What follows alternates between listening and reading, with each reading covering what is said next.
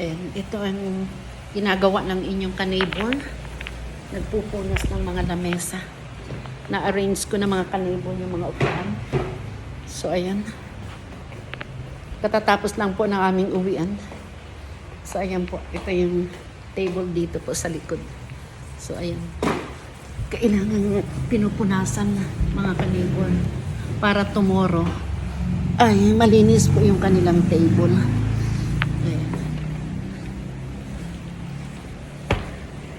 Kumusta na kayo mga ka-neighbor?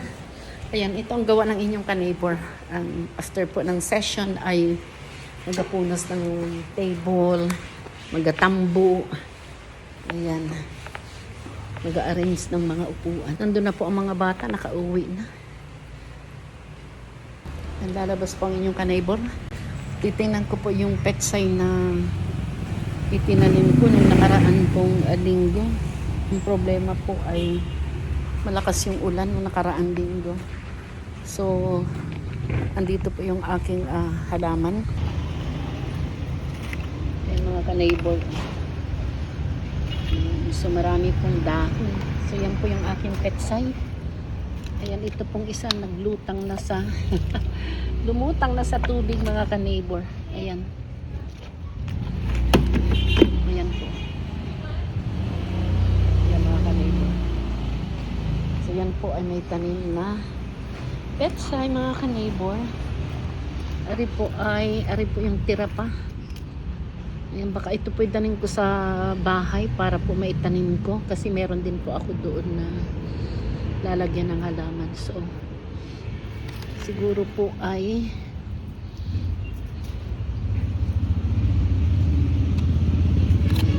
maigi rin po itong panggulay mga ka-neighbor kasi masarap po ang petsay.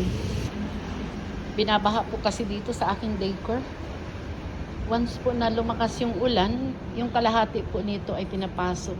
Lalo na po yung aming CR, mga ka-neighbor. Ang lakas po, lalo na po kahapon, ang lakas ng ulan, mga ka-neighbor. Talaga naman pong, anong hirap po kapag ganito na umuulan.